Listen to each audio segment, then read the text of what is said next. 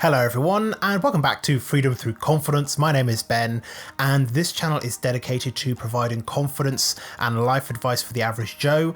In this video today, I want to talk about 10 things that stop me from spiraling into depression. I saw this video idea pop up in like one of my recommendations on my YouTube analytics, so I thought, let me make this because I think it's something that I could share that I believe will help a lot of men. Depression is something that affects a very significant number of men, and the chances are if you are kind of delving into self-improvement, the likelihood is you have dealt with some kind of mental health event over the course of your life. So I hope that in me sharing these 10 things that I do that stop me from spiraling back into a state of depression, that you'll be able to take these things and apply them in your life and just start living a better, more improved life on the whole. So let's not do too much of a long intro. Let's just jump straight into what the 10 things are. So the first thing probably isn't going to surprise you too much. It's like top of the list on all of the how not to be depressed for men's guides out there. Exercise. Exercise really does it for me.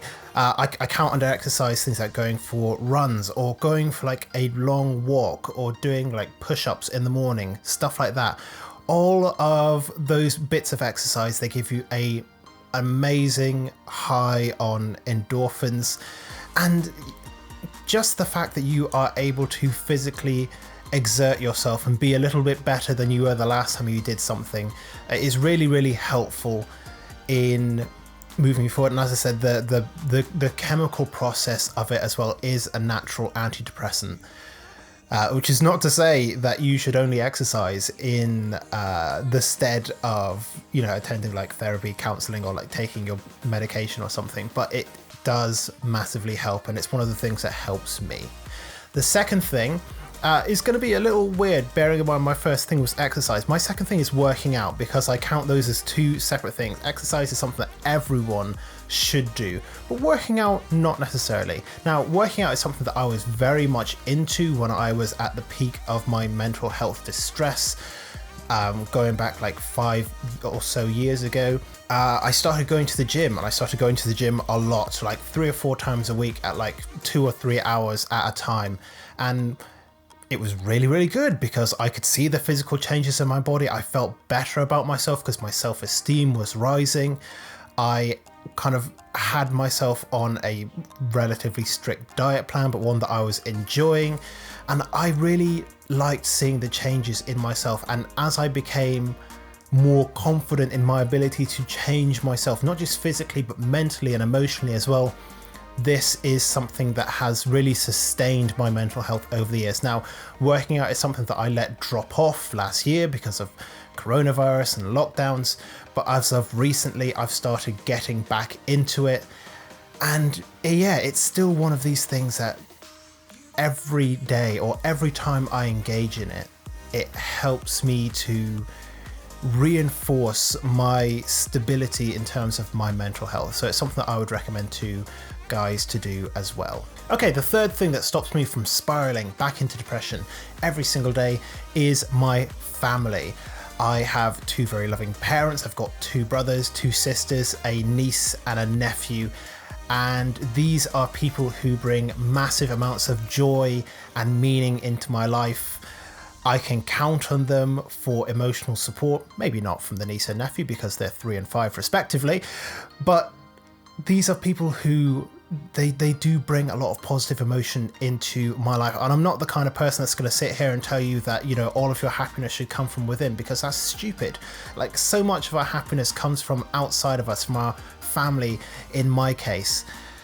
And yeah, I know that if I'm going through something, I can talk to them and they will help me, like no matter what, and they won't judge me. And that is massively helpful for me. The fourth thing, kind of in a similar vein again, is my friendship group. I've got a lot of friends who are aware that I went through some stuff. I've got some friends that I have been very, very candid and open about my previous mental health struggles.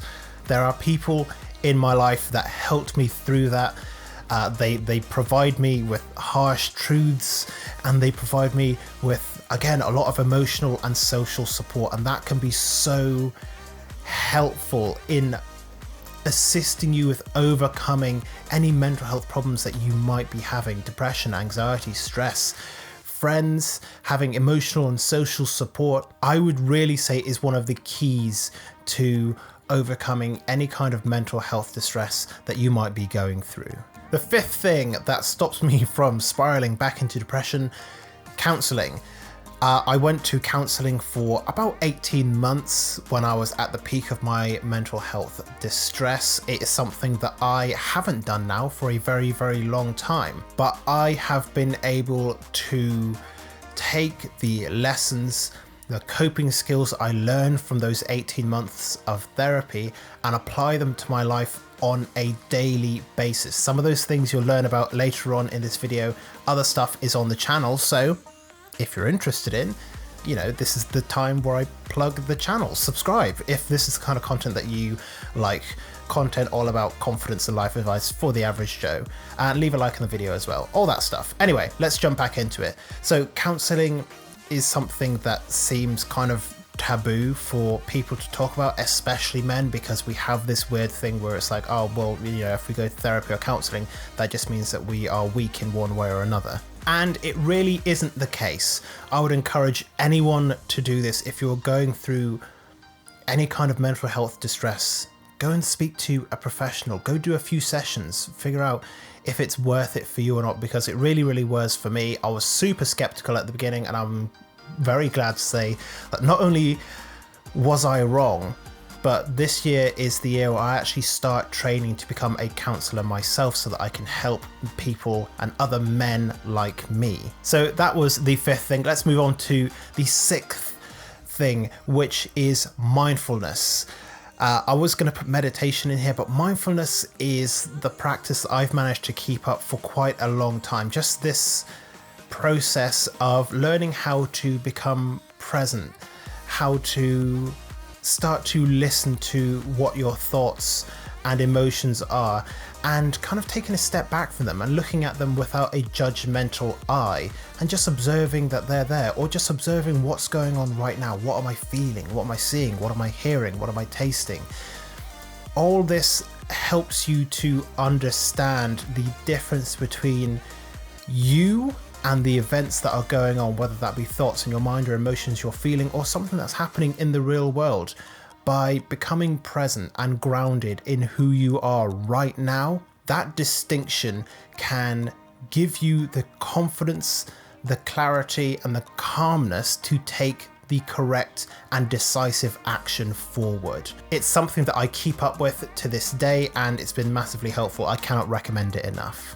Okay, the seventh thing really shouldn't come as much of a surprise. It's going to be a short one. It's just eating right, eating relatively healthy. I'm not talking about going on like a strict vegan or vegetarian diet or going like keto or something like that. I'm talking about, eating in a way that is healthy, but at the same time enjoyable to you. You don't have to cut out everything. You don't have to eat a diet full of antioxidants. Like it's nothing like that. I wouldn't say that I have like the cleanest diet in the world. I'm not training to be an Olympic athlete. I eat what makes me happy, but I also try to remain as healthy as possible with the things that I am eating. I'll confess, every now and then I eat cake, or like I have a bag of sweets, or eat some chocolate or something like that, because it's fine. It's fine. As long as you are eating healthy kind of like the majority of the time, maybe like 60-70% of the time, you're good.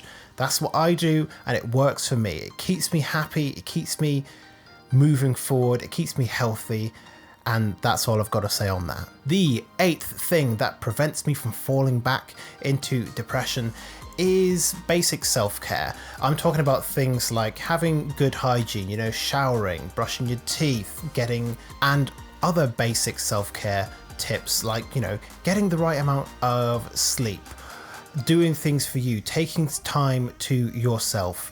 I have another video planned in the future where I talk about self-care ideas for men, because I know self-care has some kind of feminine connotations that make some guys uncomfortable. So I want to try and reframe that as a tool that can be used for men, that won't make men so uncomfortable with saying, oh, well, I need to take a self-care day, because it is something that guys should do, and it's something that we don't, and that's a problem. But let's move into the penultimate thing, and that would be continuously working on my life vision. I have a very clear idea of what I want from my life. You can probably see a little bit of it kind of back here on my vision board, which probably I'll do like a full walkthrough of eventually. But every single day I'm working towards my vision that I have for my life, which is creating an online business about helping men with their confidence and building a life that they can be proud of, no matter what that is. Right now, that's mostly confidence, but in the future, that is going to expand to all areas of life, teaching men how to be just a little bit better, how to be a little bit happier, a little bit wealthier, a little bit healthier, and whatever else there is. And I work on that every single day, whether that is filming videos to post on YouTube, or editing, or just reading so that I can discover more ways to help men, or researching topics, or whatever it is. I work on my vision every single day, and that purpose, that action, and knowing that every single day I'm taking a small step closer to my eventual future where this is what I do full time, something I'm passionate about, something that I love doing. It gives me drive, it gives me motivation, and it pushes me forward every single day, further and further away from where I was when I was in a state of depression. And so this is something that I would recommend for all men. Figure out what your purpose is. Try and find that out. Even if your purpose is just like being the best version of you, or just being a version of you that you like a little bit more than you did before. Whatever it is, find out what that is and then work on it every single day. And then the final thing, the 10th thing that stops me from spiraling back into depression is self-compassion. I treat myself like a human being.